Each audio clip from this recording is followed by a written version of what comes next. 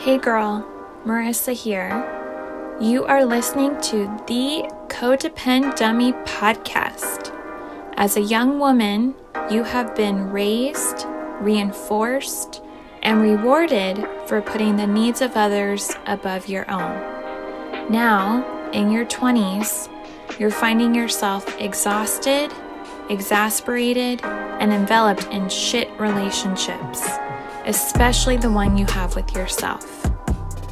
Codependency is a way of being where we put the feelings, wants, and needs of others above our own in an unconscious attempt to meet our own feelings, wants, and needs. Sorry to break it to you, sis, but that is not sustainable. This podcast is to help you undo all that so you can stop playing small and start taking up space, you dummy. Let's get to it. Hello, everyone, and welcome back to the Codependent podcast. Today, I'm with Susanna Guarino. She is a LMHC, a licensed, what is that acronym? Licensed mental health counselor. Licensed mental health counselor. Okay, we'll start over. Hello, everyone, and welcome back to the Codependent podcast. Today, I'm with Susanna Guarino. She is a licensed mental health counselor, a therapist in private practice in New York, working with couples and individuals who have experienced religious trauma, spiritual abuse, or damaging effects from membership in a high control group. She is licensed in New York, Arizona, Rhode Island, and Florida. And this is her second time. So Susanna, thank you for coming back. Thanks for having me again, Marissa. Mm-hmm. Awesome. All right. Well, you have been on before. We have heard how you conceptualize codependency, and we're going to hone in more on purity culture, religious trauma today. So I'm curious, Susanna, your thoughts on how you conceptualize codependency as it relates to religion. Well, we talked about this a little bit last time, but how I think about codependency is sort of overly focusing on what someone else wants or needs to the detriment of yourself. And that can happen in an individual relationship, but it can also happen with a group. So it could happen in the context of a religious organization, or different types of groups. And so overly focusing on what others need to the detriment of oneself.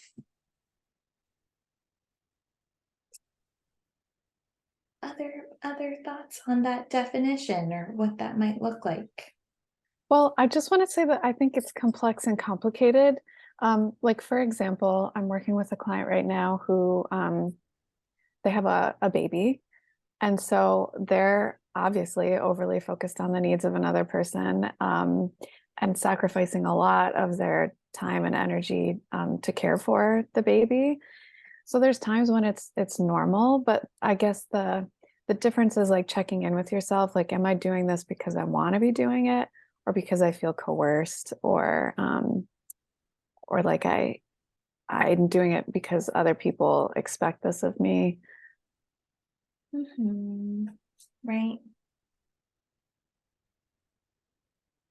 So am I doing this because I want to, or because I'm being coerced, or it's expected?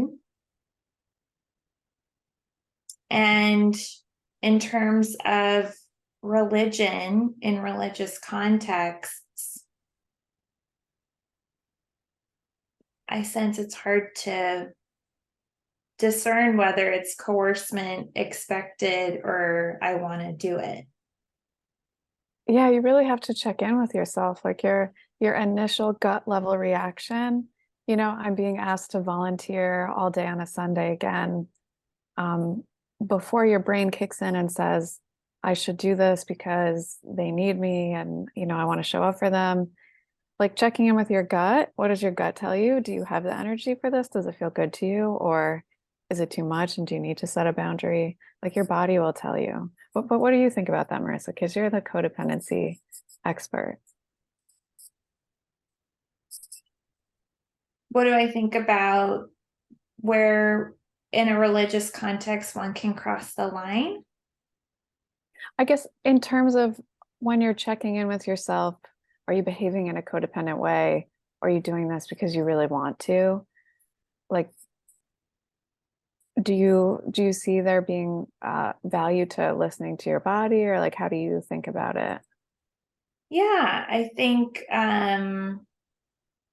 it's hard, especially in a religious context, if I'm being told to, I'm thinking of examples. So I was raised Catholic, and if I'm being told I need to tithe, I think tithe is pretty common in most Christian denominations. So you have to give a certain amount of time or money back to the church, or I don't know, like during Lent, you're encouraged to fast either from food or from other things. And yeah, also volunteer and serve. The thought comes to mind, the road to hell is paved with good intentions. And so I know at times I have volunteered, or I have tithed, or I have fasted in different forms. Right now, it's not necessarily food, but maybe like social media. And that was the popular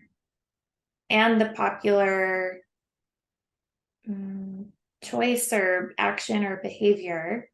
So I don't know. It's hard to check in prior if everyone else is doing it. And so potentially I think it's also reflecting once you've done it. Yeah, like checking in, like, do I want to do this? But I don't know, Susanna, I think it's really hard in religions if it's expected, if it's the norm, and if everyone else is doing it. Yeah, Yeah. there's a lot of social pressure. Right. Hmm. Yeah. And your soul, the oh gosh, the saving of your soul. So yeah, I think it can be really difficult to differentiate what's coming from within or what's being expected out, yeah, externally. Yeah. Other things you've observed related to codependency as it relates to religion? Well, I like that you just brought up your soul being at stake because one way that coercive religious groups that are high control or not healthy work is they will indoctrinate you, like they'll make you really afraid. And so if you're making decisions based off fear, or like fear of shaming, or fear that you're not good enough, or there's something wrong with you, you're a sinner, you need to do penance, make up for this. Um, I think that can lead to more codependent behaviors than if you're making decisions from a place of love, like love for yourself, love for other people. Right.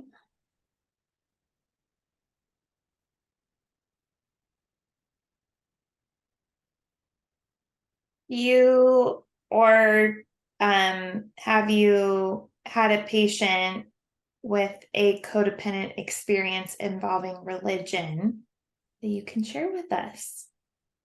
I've had a lot, but I can share a personal one today. I thought of one that has to do with purity culture, which we haven't really gotten into yet. So I don't know if I should share the story first or talk about what purity culture is a little bit first. Let's do the story. The story. Okay, so it's hard to tell this with if people don't know what purity culture is, but hopefully your listeners are aware of it. Broad strokes, it was a movement in the 90s, and it still exists in different forms, really emphasizing virginity above all else as a value for young people in the evangelical church. And there's lots of problems with this, and a lot of people have some really severe, reactions to it now in terms of codependent behaviors or mental health or just their relationship with their bodies and their sexuality. So the story is, and this gets to what you were saying, Marissa, where when there's a lot of social pressure, it's a lot harder to like think for ourselves and even notice what we're feeling and what we really want. So I grew up in an evangelical church, and we had an emphasis on purity culture, like many did in the 90s. And at one point, there was a workshop for all the teenagers. So there was maybe 20 or 30 teenagers. And this young guy in his 20s was running it. I don't think he was from the church. He was maybe an outsider they had hired to do this workshop. And it was all about purity and how important it is to remain a virgin until you're married. And then at the end of the workshop, he had everybody, all the teenagers stand up and then pledge to remain virgins until marriage. So making a public pledge like that can have a lot of impact on people, like even if that's not really what they want or what they end up doing long term. So my memory, the reason this came to mind is that, if I had really been using my critical thinking, would I have done that? No. If I had checked in with my body, like, is this really what I want? I probably wouldn't have either, because I think I was uncomfortable at the time. Like something felt off or weird to me. But, I was 16 and kind of a good little, Christian girl. So I did it. But there were two girls who refused to stand up. And I remember the guy was like in front of everyone, kind of shaming them, like, well, why don't you do this, And they were like, we're not standing up. We're not making that pledge. And it was very awkward. And I admire that so much now as an adult. And I wish I could give that guy a piece of my mind. My like 35-year-old woman self, I have a lot I would like to say to him. But that's an example of, not thinking for myself, not being in touch with what I was feeling, which was giving me a lot of good information, and kind of going with the crowd, with the group. And then the alternative is those two girls, but what they did, I think, was a lot harder and took a lot of bravery and a lot of like knowing themselves. So I wish I could, I don't remember their names or anything. I wish I did, because I would love to hear from them what that was like for them and what the impact on them was. Because I don't think I saw them at the church again after that, actually. Wow. Yeah. Yeah. Wow. So, right, this sharp contrast in this example of, like you said, just really being a good Christian girl, folding into what everyone else is doing, not wanting to be disruptive, to this cool 20-something who's espousing purity, and these two girls who were not going along, who knew within themselves they didn't want to make that type of pledge.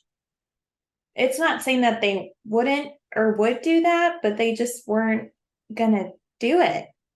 And being met with shame and remaining to sit. Yeah. Other thoughts related to that experience? Like, I'm curious, like afterwards, like, did you sense like, wow, those girls are really brave? Or were you like, what is wrong with them? Oh, I was definitely like, what is wrong with them? Right? Because I had been very indoctrinated and I just wasn't thinking for myself or really listening to how I felt, because I think there was a part of me that also felt like the whole thing was pretty weird. But that's one of the problems of like the groupthink in these religious contexts that can be damaging, is that when people are publicly shamed, it impacts everybody. Everybody is a little bit shamed and everybody's kind of scared, and everybody's less likely to speak up for themselves or have a different opinion. And groupthink means staying with the general consensus, right? Just remaining, like your thoughts remain with the group. Right, like without checking in with yourself, which I see as like a little bit of a codependent behavior that's like created by the controlling group. So it's not like it's totally your fault if you are that way, because they're manipulating you too, and it takes some effort and sometimes outside information and outside life experience to see what was happening to you. Mm-hmm. Yeah. All right. Well, we did touch on it. And if you want to elaborate more, what is purity culture? Well, do you think your audience members know already? Because that will impact how much I talk, or do they not know? We're codependent dummies. We're learning all the time. Yeah.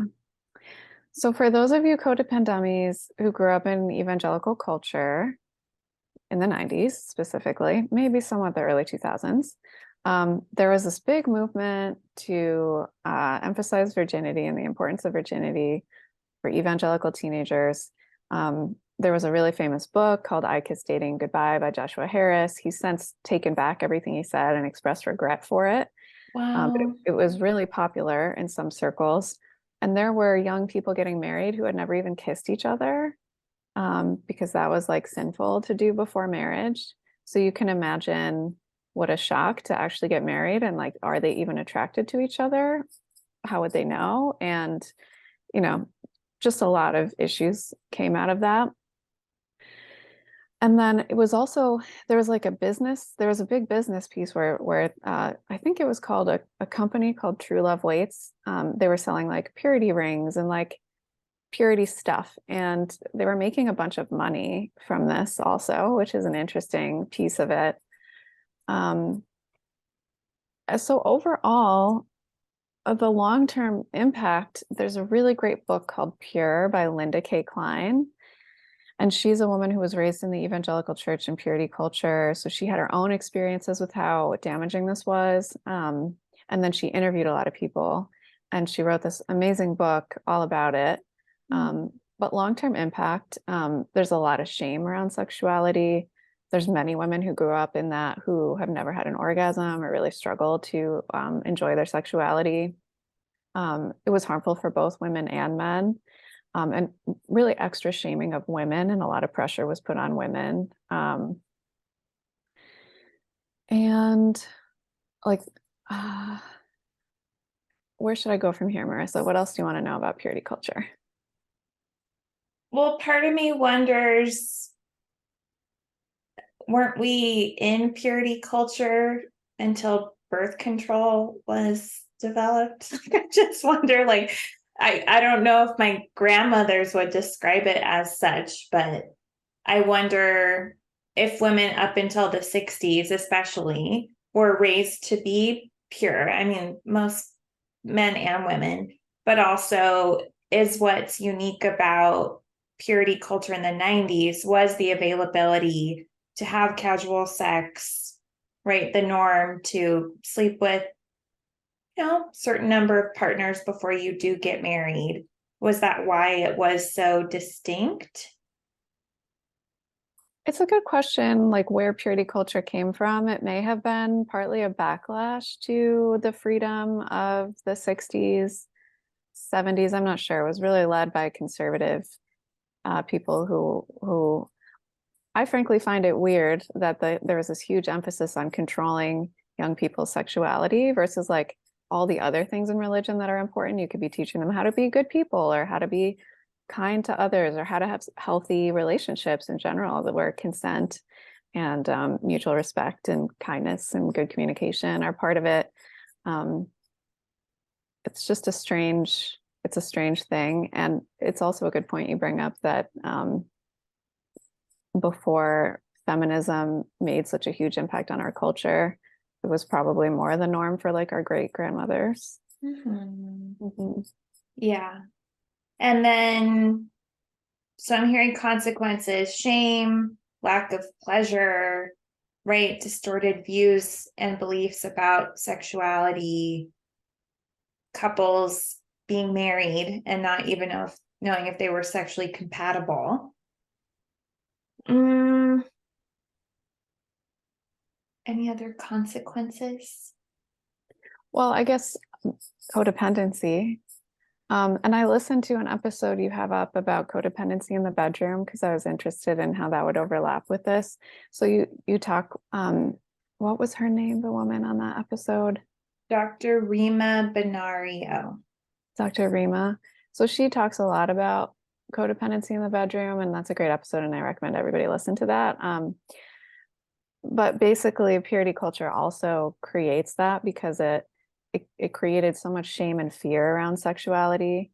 And also there was so much of an emphasis on women being tempting to men, and women's sexuality in particular being sort of dangerous, that later on it could be a lot harder for women to ask for what they want, talk about what they want, feel entitled to enjoy themselves.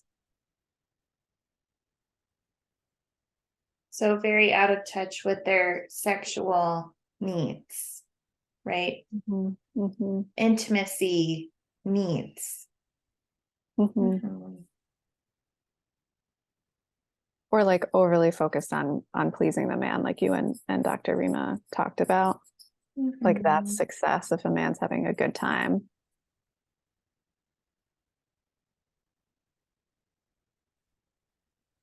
Are you aware of what happened when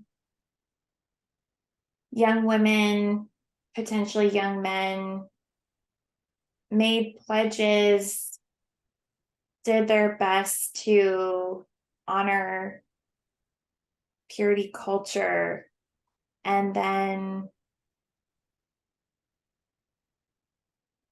didn't or broke their pledge? Like what typically happened in the aftermath? Well, there could either be a lot of shame. There could also be fear. Like I've heard a lot of stories, and I've, read in Linda K. Klein's book, she talks about this, like, it can cause like a panic attack to do that. There can be fear because you've been so indoctrinated with this phobia almost of your own sexuality. There can also just be like sexual dysfunction, so low desire, struggling to have an orgasm, sometimes pain during sex. Like they used to call it vaginismus. I think they call it something else now, but that's like a really common problem that women who grew up with purity culture deal with.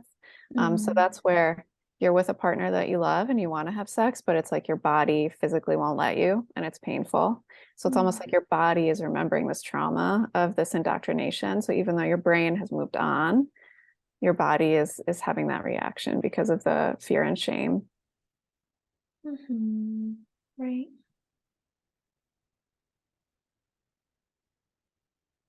And going back to your definition of codependency, so these young women, especially, and young men, were overly focused on what others needed, right? Others' needs to the detriment of themselves.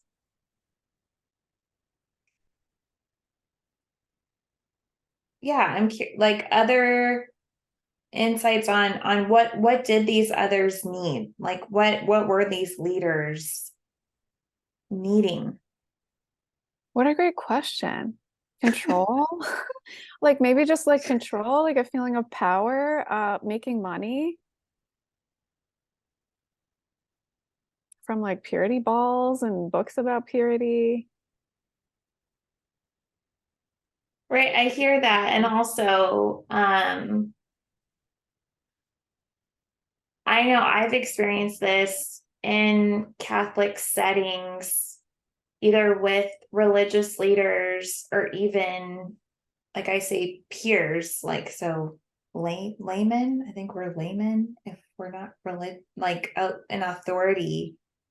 And so, yes, they need they need control, they need power, they need money.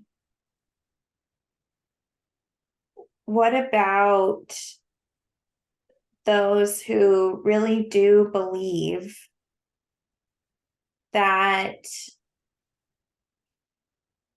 they're coming from a good place and they're saving people, Susanna? Like they're saving my soul by telling me this, and they need me to remain pure. I don't know, for their peace of mind and also their ticket to heaven. Mm-hmm. Yeah, that's a great question, Marissa.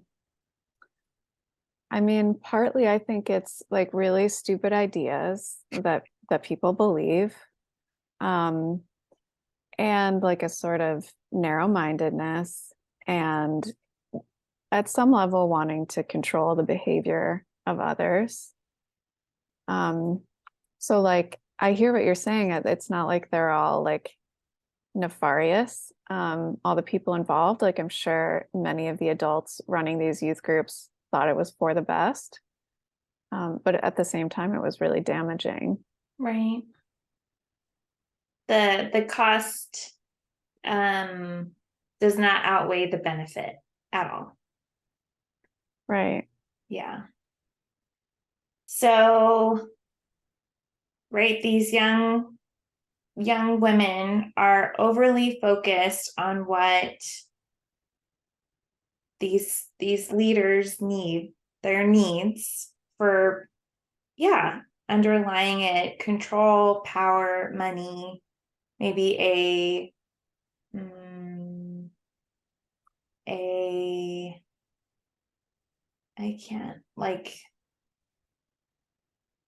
I can't think how to say it, like their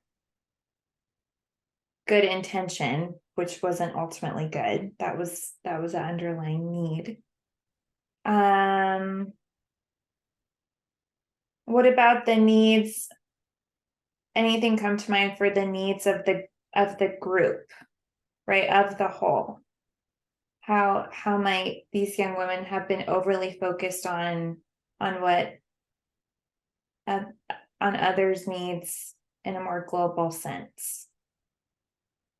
Well, like we were talking about earlier, there's a lot of pressure to conform in a group, especially a high control religious group, but really many religious groups, or pressure to conform in a family system. And so it's the codependency part is not thinking for yourself, not using your critical mind, and not listening to yourself and your body, like becoming overly focused on what other people expect of you or want, versus checking in with you and what you think and feel. Right. So global needs potentially for, I don't know, like if those two girls had stood up when this pledge was being made, the need of the group would have been cohesion, right? Like overall, like unity within a family. I don't know, like a sense, it's a false sense, but yeah, a sense that, again, like unity, or we're all on the same page, right? I can let my kids go out because I'm not worried that they're getting into any trouble. Like it just sounds like there are needs, like unspoken or maybe implicit, but yeah, to go against that or to ask questions is met with a lot of resistance. Yeah.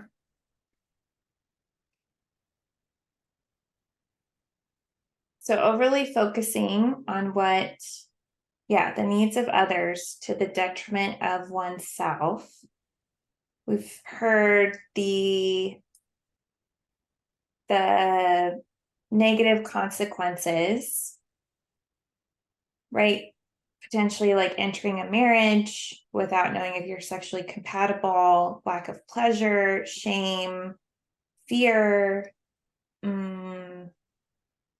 vaginismus, low libido, overly focused on pleasing your partner.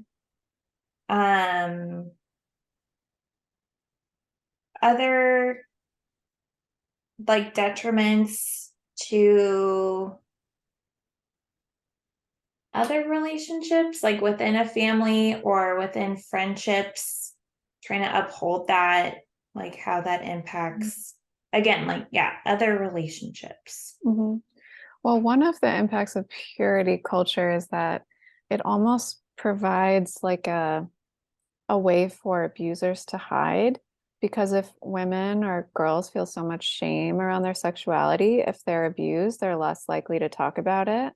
Versus in a family where it's not shameful, we can talk about things, you can go to your parents, they will believe you and trust you.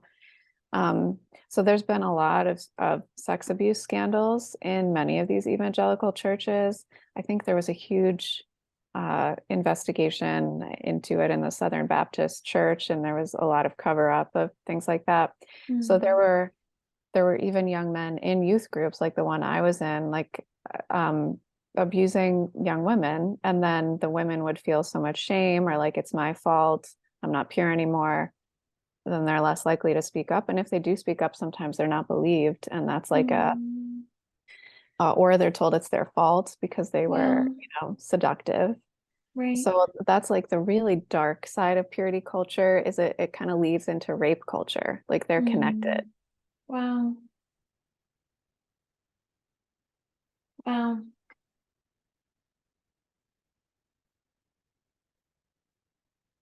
Other thoughts on the connection with rape culture? Well, the other thing purity culture does is it, kind of trains women to feel ashamed or afraid, feeling like they're responsible for being seductive to men. And then on the flip side, it trains, no one's talking about consent. No one's talking about actual healthy sexual relationships because that's a no-no until you're married. And then you're suddenly supposed to know how it all works. And so the message men get is that, you know, when it's women's fault, it almost sets men up to, it's a very patriarchal thing, um, where they might be a little bit entitled, or they might just be a little more likely to see something as a woman's responsibility versus their own. So it's damaging for both, really for everybody. Yeah. And the impact on friendships between peers trying to honor this. That's an interesting question. I would imagine that it can damage friendships if, somebody does something outside the group norm, and then they're the scapegoat, like they're the bad one who broke the rules, and they might be treated differently or like pushed out of a friend group or, be sort of hurt or ostracized. Right. And then I'm also thinking a more global experience for codependence is not sharing, exposing, being vulnerable in friendships, right? Because there's an inner sense like I need to be a certain way in order to maintain this. And then, yeah, just feeling really isolated in your truth, because, yeah, if you were to share it, the relationship obviously is so unstable, or you sense the foundation isn't that strong that you could really lose people so easily. That's a great point. Like there's in any high control group, whether it's religious or not, there's a kind of like quote cult self, like the self that's doing the right thing and looks good to everybody else, and you're doing what the social pressure pushes you to do. And then there's your authentic self who's different. And if you're not encouraged to express your authentic self or think your own thoughts or have questions or doubts, you're right that creates a certain level of shallowness in relationships. It's not as intimate. Yeah. And then, yeah, hearing more about the cult self, I think an aspect of codependency is very performative, right? So look how helpful I am. Look how thoughtful I am. I am just the most considerate friend, girlfriend, employee. And there's actually a lot of resentment there, or like this trying to earn like love or approval, or also creating a tab, right? I'm doing all these things and you're gonna owe me eventually. But yeah, at times very performative in our relationships. And so yeah, the cult self sounds performative too. Yeah. All right, so we're hearing about, yeah, overly focusing on the needs of others to the detriment of oneself as it pertains to purity culture. So, right, to the detriment of oneself, we're hearing consequences physically, in a sexual relationship, with friends, within a family, within a religion. Any other consequences or, yeah, ways that purity culture causes detriment to oneself? I think we covered a lot, so nothing else is coming to mind. Okay.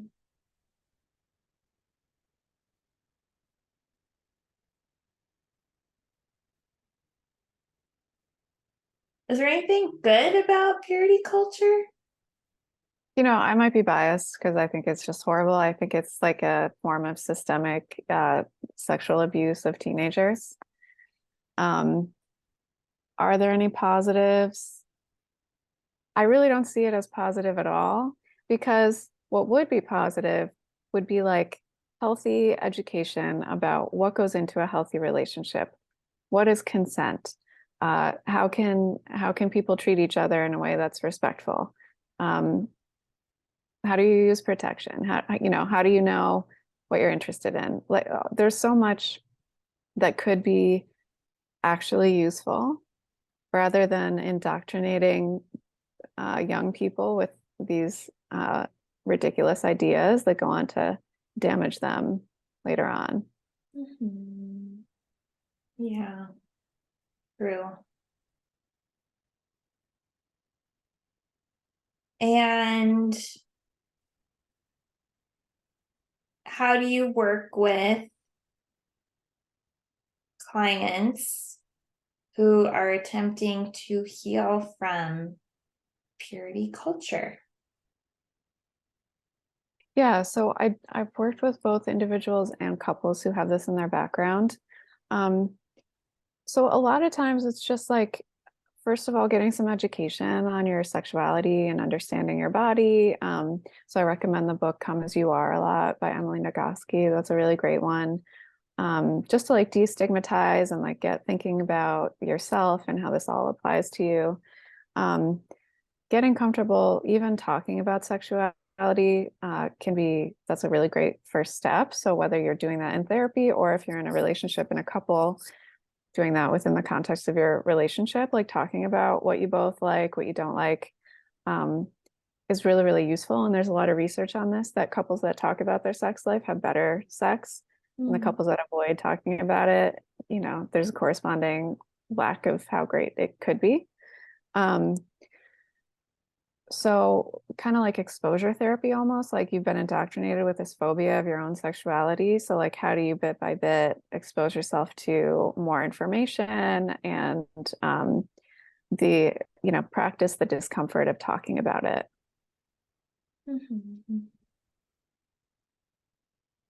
Education, getting comfortable talking about sexuality,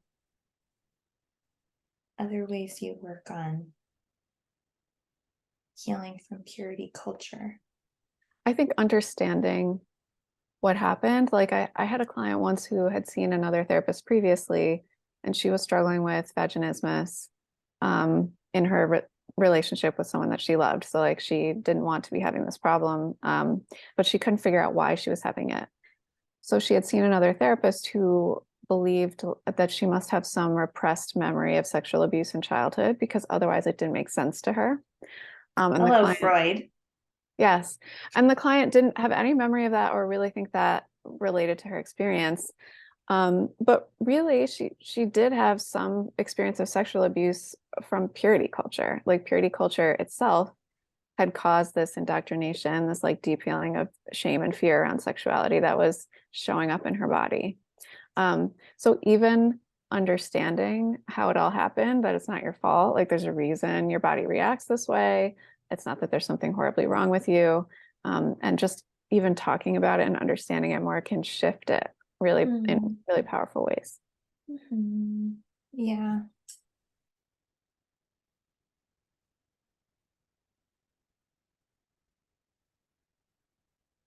I would imagine that becoming more in touch with your body would help, right? When you hear doctrine that doesn't necessarily align with you, you can go, no. Or also,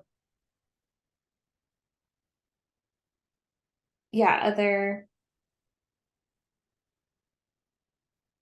Yeah, I like that, Marissa, like learning to listen to your internal cues because there's so much good information there.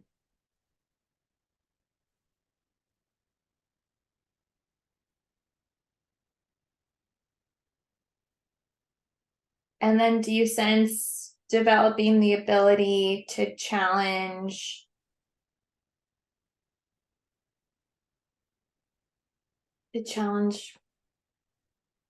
not challenge explicitly, but at least like internally,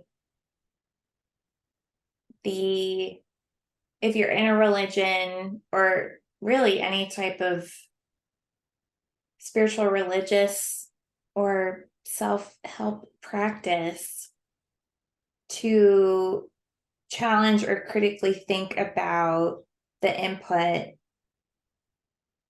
you're being told. Yeah, like developing critical thinking, looking for outside information, comparing sources, and really thinking through what makes sense to you. Where is this information coming from? What's the bias of the person giving you this information? And what do you think? I took a coaching program for therapists, and I think I've talked about this on the podcast, but there was an instructor who would make these 1,000-day commitments, which sounds so cool. Like he would commit to do something every day for 1,000 days, like practice an instrument or meditate or whatever. And I was like, oh, I need to make a commitment. And mind you, we had different lifestyles and different backgrounds and different contexts and different goals and different routines. And when I wasn't able to maintain it, I'd like start over at zero again. And then I got to a point where I was like, do I really want to do this for 1,000 days in a row? Like, I'm 34. I might be bearing children within the next 1,000 days. Like, I might be traveling. Like, who knows? And so, yeah, I was able to let that expectation go. But I didn't think about it critically at all at first, and thought it was a brilliant idea, and sensed I was somehow weak or incompetent, right? Something negative within me that I wasn't able to uphold that amazing commitment. And so, yeah, I think all codependents in religious contexts or not, we got to learn how to think critically about the input we're getting. Your I like that. thoughts? I like that, Marissa, and I like that you eventually thought through like, is this really what I want or what's best for me? You didn't get to like day constant. 1001 and think like, oh my God, why did I just do that for 3 years? Well, thankfully, but I think I have had in my life experiences with the 1001st day. And then I've realized like, that was terrible. I do not feel any better. I feel worse. Yeah. Mm. Then I think, yeah, if I'd upheld that or even other things I have upheld, I get really like rigid and inflexible. And like, I know I used to do transcendental meditation. That's 2 times a day for 20 minutes. But I was trying to like fit in that second meditation.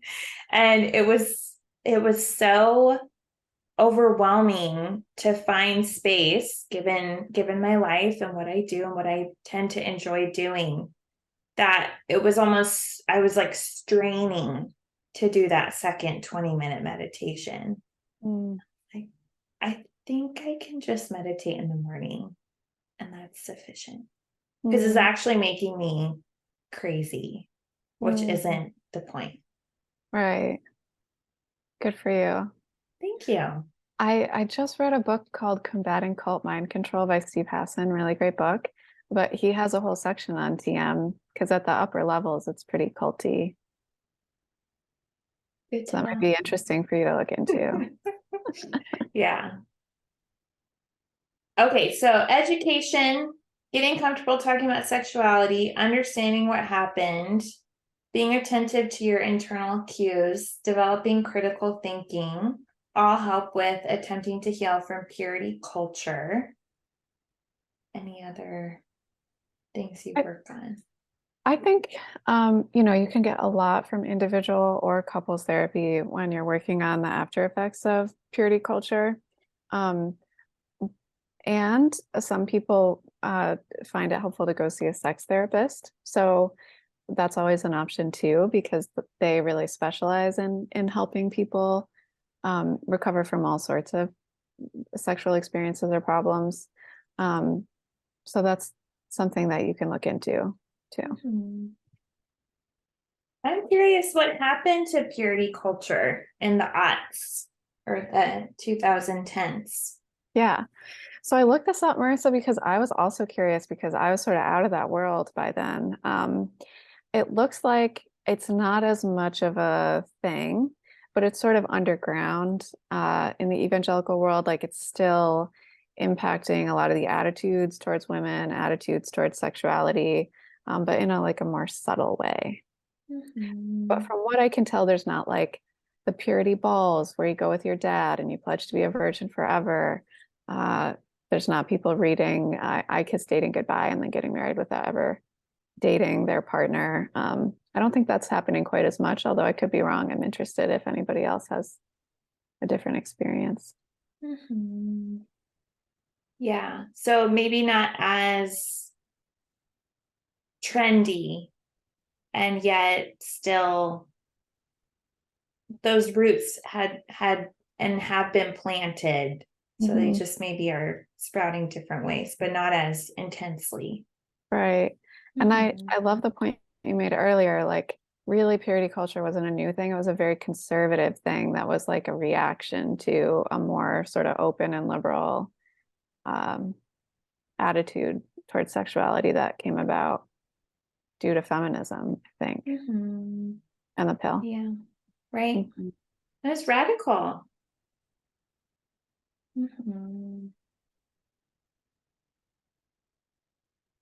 Well, thank you for coming back. Thank you for having me, Marissa. How was this conversation for you? It was great. I think it's hard. I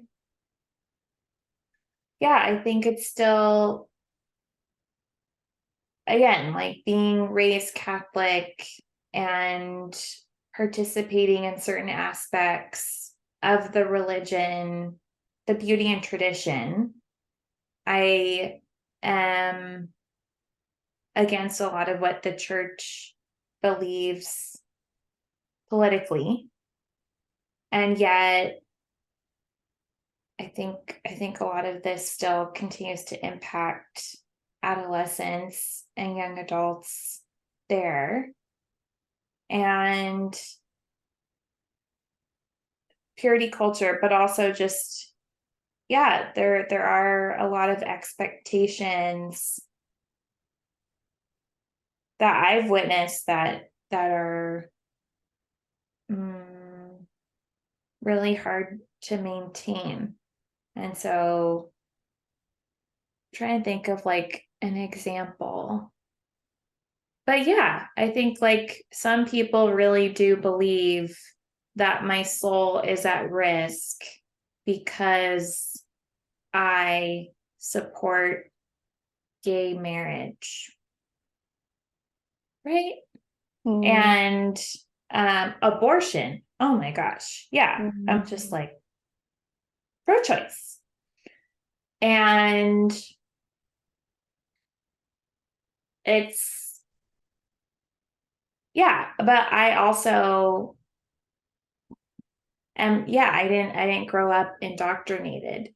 And so I think I've been able to develop those beliefs and opinions, like running parallel to continuing my attendance in certain practices. But yeah, it's really hard to question if everybody else is doing it.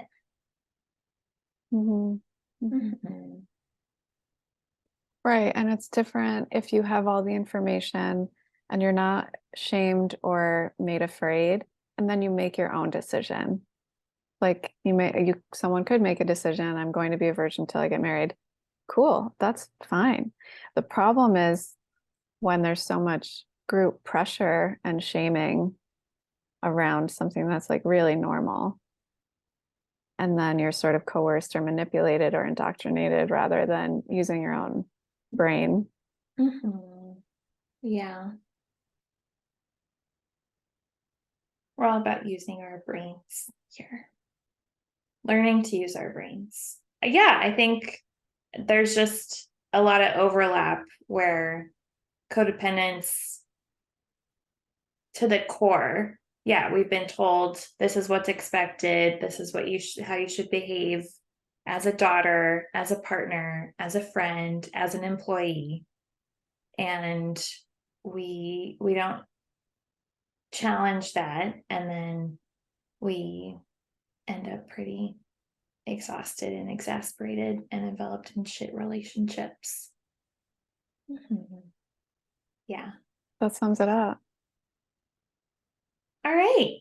Well, if people would like to hear more, where can they find you? So my website is goodearthcounseling.com. And I do have a freebie on there now that's like, I think it's 10 signs you experienced religious trauma.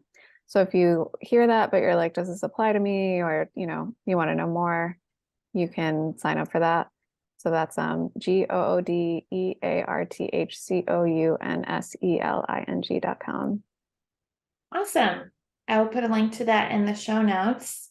And thank you again for coming back. Thank you everyone for listening, and we will see you next week. Hey girl, it's Marissa again. I'm not like a regular podcaster, I'm a cool podcaster, right? Thank you for listening and staying till the end. You can find me on Instagram at Therapy with Marissa. Email me, marissa@codependummy.com. Check out codependummy.com for more information on the show. And baby girl, a subscribe, rating, and review would be much appreciated. Till next time, I want you to remember, if you are feeling unseen, I see you. If you are feeling unheard, I hear you. And if you think that you don't matter, know that you matter to me. I want you to go out there so you can stop playing small and start taking up space, you dummy. And now, the disclaimer. Girl, this is not therapy and I am not your therapist.